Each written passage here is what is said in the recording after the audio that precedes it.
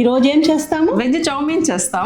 Veg chow mein ని restaurant కి పోయిదా తినాలని లేకుండా మనము అనుకున్నప్పుడు ఇంట్లోనే ఎలా చేసేదని ఇప్పుడు చూస్తాం. కడాయిలో 1.5 లీటర్ నీళ్లు పోసి 1 టీ స్పూన్ ఉప్పు 1 టీ స్పూన్ నూనె పోసి నీళ్లు తెల్లిందనే 2 ప్యాకెట్ వెజ్ హక్కా నూడిల్స్ ని వేసి 75% ఉడకపెట్టి ఫిల్టర్ చేసుకుంటాం. నూడిల్స్ ని రూమ్ టెంపరేచర్ లో ఉండే నీళ్లతో అలసేసి 1 టేబుల్ స్పూన్ అంత నూనె పోసి కలిపి ఆరపెడతాం. తర్వాత ఒక కడాయిలో 4 టేబుల్ స్పూన్ నూనె పోసి కడాయిలో అన్ని పక్కలు నూనె పడేలాగా చేసి కట్ చేసిన 1 ఇంచు అల్లం 10 రెబ్బలు వెల్లుల్లి 2 పచ్చిమిర్చి వేసి వేయించి పొడగ్గా కట్ చేసిన 1 మీడియం సైజ్ ఉల్లిపాయని వేసి లైట్ గా వేయించేసి కట్ చేసిన 10 బీన్స్ పొడగ్గా కట్ చేసిన 1 క్యారెట్ వేసి వేయించి 50 గ్రాముల కోసు 50 గ్రాముల క్యాప్సికం 1 టీ స్పూన్ ఉప్పు వేసి 1 నిమిషం వేయించుకుంటాం.